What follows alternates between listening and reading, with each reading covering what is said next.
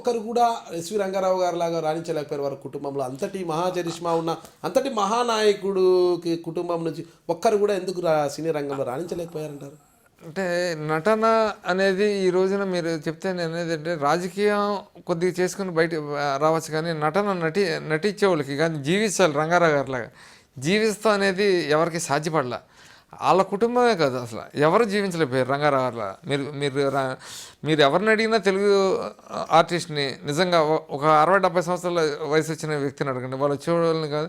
The great Kamal Haasan గారిని అడిగితే మీకు ఎవరో ఫ్యాన్ అంటే ఎస్వి రంగారావు అని చెప్తాడు. ది గ్రేట్ రజనీకాంత్ గారిని అడిగితే ఎవరు ఆర్టిస్ట్ బెస్ట్ ఆర్టిస్ట్ అంటే ఎస్వి రంగారావు అని చెప్తారు. అంటే నేను ఇందాక చెప్పా, ఒక వయసు వచ్చిన తర్వాత నటుల చేత కీర్తించబడినటువంటి మహానటుడు ది గ్రేట్ ఎస్విఆర్ అని చెప్తున్నాయి సార్. ఒక్కటి అర్థం కాని అంశం ఒకటి ఉంది సార్, చాలామంది ఇక్కడ బడ్జెట్ కుటుంబంలో విభిన్న రంగాలు ఉన్నాయన్నమాట. రాజకీయ రంగము, అట్లా కళాకార రంగము, అలా విధంగా స్పోర్ట్స్ కూడా మీ ఇంట్లో ఉంది. అంటే స్పోర్ట్స్ క్రీడాకారులు కూడా మీ ఇంట్లో ఉన్నారు. మీ అన్న బడేటి వెంకట్రామయ్య గారు అనుకుంటా, ఆయన వెయిట్ లిఫ్టింగ్లో రాష్ట్ర స్థాయిలో అవార్డులు కూడా తెచ్చుకున్నారంటారు. అది ఎంతవరకు వస్తుంది? రాష్ట్ర స్థాయిలో కదండి, ఇంటర్నేషనల్ స్థాయిలో కూడా చేసుకుని ఇండియన్ వెయిట్ లిఫ్టింగ్ టీంకి మేనేజర్ కింద కూడా మా అన్న చేశారు. ఈ మధ్యకాలంలో కూడా ఒలింపిక్స్కి వెళ్ళినప్పుడు కూడా ఒక రెఫరీ కింద వెయిట్ లిఫ్టింగ్ తరపున వెళ్ళారు. కర్ణం మల్లేశ్వరి గారు కూడా మా అన్నయ్య గారి దగ్గర ఏలూరులో కొంతకాలం శిష్యరేఖం కూడా ఆవిడ కూడా చేసింది. ముఖ్యంగా ఏలూరు పట్టణంలో మా అన్నగారి దగ్గర ఉండేటువంటి శిష్యులు చాలామంది జాయిన్ అవుతానికి గల ప్రధాన కారణం ఏంటంటే, జాయిన్ చేయడానికి వాళ్ళ తల్లిదండ్రులు వెయిట్ లిఫ్టింగ్తో పాటు వాళ్ళకి క్రమశిక్షణ. ఎందుకంటే ఒక స్పోర్ట్స్ మ్యాన్ వెయిట్ లిఫ్టింగ్ చేసేవాళ్ళు ఎవరైనా ఒక సిగరెట్ తాగినా మా అన్న బెత్తం పెట్టి కొడతాడు ఆయన ఊరుకోడు. నువ్వు రేపు నుంచి రామాకు నాకు వస్తానికి ఎలా లేదని చెప్పేస్తాడు. ఆ యొక్క రంగంలో ఎక్కడా కూడా ఈ రోజు కూడా ఆ రోజున స్పోర్ట్స్ ఏ రకంగా అయితే ఆయన చేసేటప్పుడు ఈవెంట్స్ ఏ రకంగా బిగిన్ చేశాడు, ఈ రోజు కూడా ఉదయం 5 గంటలకు స్టేడియం పోయి 10 గంటలకు వస్తాం, మధ్యాహ్నం 3 గంటలకు పోతాం, సాయంత్రం 7:30కు వస్తాం.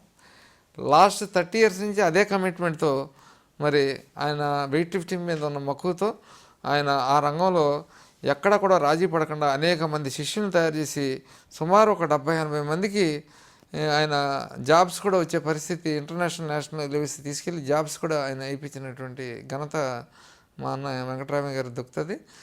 క్రమశిక్షణకి మారు పేరు, దాంట్లో అనుమానం లేదు. అది స్పోర్ట్స్ రంగంలో సెక్రటరీ కింద ఆయన సుమారు 15 సంవత్సరాలు కంటిన్యూగా చేశారంటే ఏ ఒక్క వ్యక్తి వెయిట్ లిఫ్టింగ్ ఆంధ్రప్రదేశ్ సెక్రటరీ కింద 15 సంవత్సరాలు చేసిన చరిత్ర లేదు. ఆయన డిసిప్లిన్కి అంతకాలం ఆయన పనిచేయడం జరిగింది. ప్రపంచ దేశాలలోనే మొత్తం భారతదేశ కీర్తిని ఇనుమడింపజేసిన కరణం మల్లేశ్వరి గారు మీ అన్నగారి దగ్గర శిక్షణ తీసుకోవడానికి గల కారణం ఏమంటారు? ఒక కమిట్మెంట్తో ఇక్కడ ఏలూరులో క్రమశిక్షణ గల కఠోరమైనటువంటి పద్ధతిలో ఇక్కడ షూటింగ్ జరుగుతుందని చెప్పి ఆవిడ కూడా వింటాం. మరి అమర్నాథ్ గారిని మా అన్నయ్య స్నేహితుడు 1 year సీనియర్, ఆయన కూడా వెంకటరామయ్య అయితే చాలా బెటర్గా ఉంటుందని అమర్నాథ్కి బాగా అమ్మాయి పరిచయం ఉంటాం. ఆయన సజెస్ట్ చేసిన తర్వాత మల్లేశ్వరి కూడా ఇక్కడికి వచ్చి నేర్చుకుంటాం.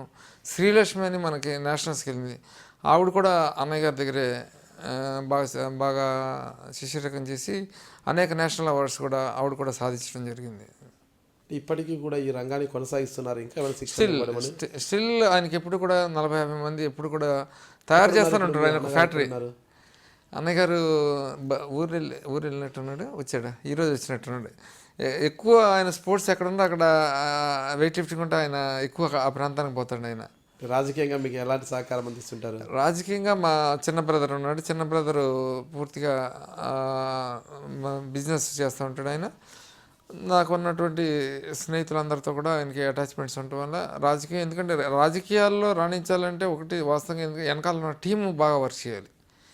టీంలో ఎవరెవరు ఏ పనులు చేయగలరు. ఒకటి నాయకుడి మీద నమ్మకం ఉంటుంది, నాయకుడు క్యారెక్టర్ పోవాలి. ఫస్ట్ ఒక నాయకుడు ఒక భరోసా ఇవ్వాలి, తర్వాత టీం వర్క్ చేయాలి. దీనికి టీం వర్క్ చేయడంలో మా తమ్ముడు చాలా సహకారం చేస్తుంటాడు. దాంతోపాటు మిగతా ఒక 2000 మంది సుమారు ఒక టీం ఉన్నాయి. మా అన్నయ్య శిష్యులు కూడా ఆ టైంకి ఎలక్షన్ల మటుకు డెఫినెట్గా వాళ్ళంతా కూడా వచ్చి వాళ్ళంతా కూడా వాలంటరీగా సర్వీస్ చేసి వెళ్ళిపోతూ ఉంటారు. నేను బడేటి బుజ్జిని, తెలుగుదేశం పార్టీ ఏలూరు శాసనసభ్యుడిని. మీరు చూసింది ఐ డ్రీమ్ మీడియాని.